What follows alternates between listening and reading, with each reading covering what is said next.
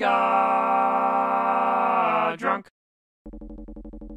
There's always those games lingering out there where you might know the name or you might know the cover art, but you don't know what the actual game is. Chakan the Forever Man was one of those games for me, always available for rent and always in the discount bin. My friend from high school owned this one, but neither of us really cared for it all that much, to the point that we started making fun of the title, imagining sequels that would be called something like Chakan the Sometimes Man, or Chakan the Only Tuesday Afternoons Man, or something.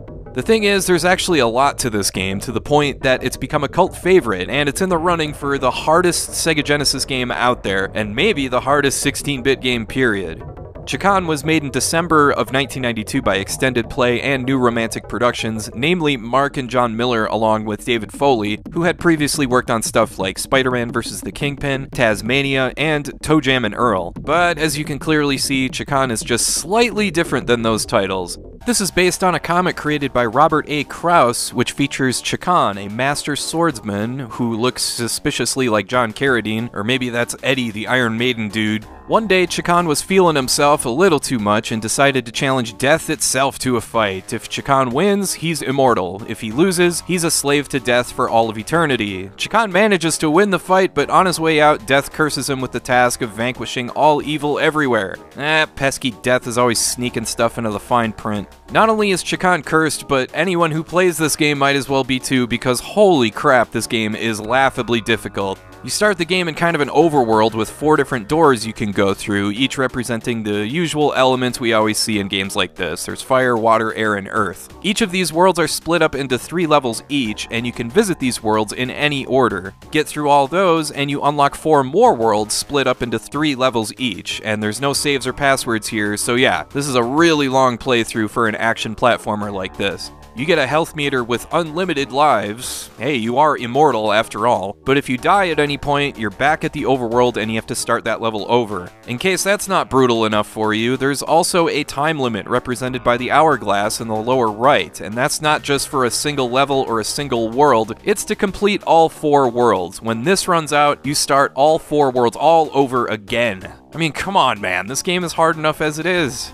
I will say what's cool is the way your character controls. You can use your swords in 8 different directions. You can even hold down the attack button and use the D-pad to move your swords around, kind of like how Simon Belmont uses his whip in Super Castlevania 4. There's a double jump, which you'll be doing plenty of in this game, just like Arthur's double jump in Super Ghouls and Ghosts. And there's a jumping sword spin, which is reminiscent of Luke Skywalker's spinning lightsaber attack in Super Empire Strikes Back. If you've played those games, then controlling Chakan should at least feel a little familiar.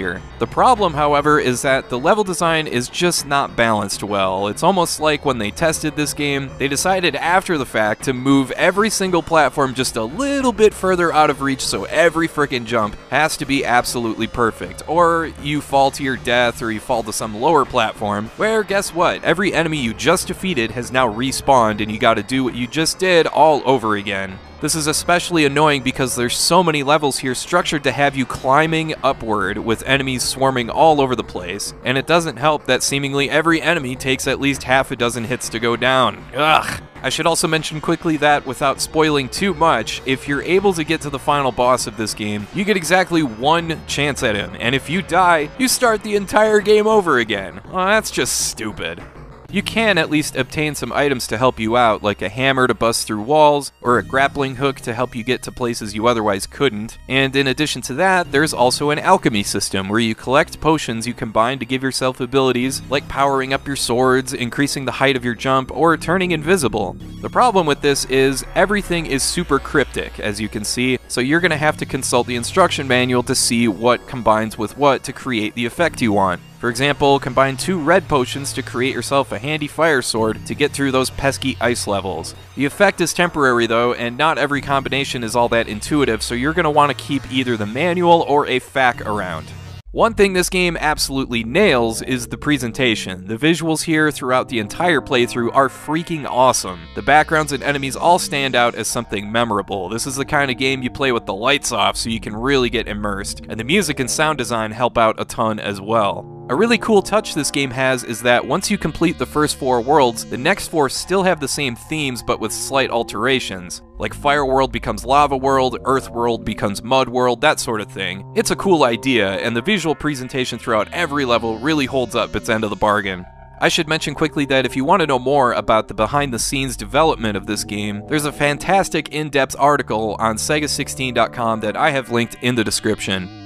So yeah, Chakan the Forever Man is one of those exceedingly difficult games that either agrees with you or it doesn't. The first 4 worlds are doable, especially with some practice, but the second set of worlds are just frickin' ridiculous. Personally, for me, the game's difficulty oscillated a bit too much between rewarding when you finally do something right, and frustrating when you start wondering if you should be doing something that's actually useful with your time, like organizing your sock drawer. There are plenty of instances where it felt awesome to finally fully complete a world and move on to the next one, but more often than not, I felt relief that it was over with and out of the way more than any kind of sense of accomplishment. Compare that to a game like Hagane, where your character has a dozen abilities at his disposal, and you're gonna need to make use of all of them because of the sheer amount of stuff you gotta deal with. With this game, the enemy and level design doesn't really match your character's capabilities, and as a result of that, it kind of feels like it's just difficult for the sake of being difficult. Still, like I said, I'd recommend trying this one out. The music and visuals are awesome, the backstory is cool, but yeah, just be prepared for a lot of frustration.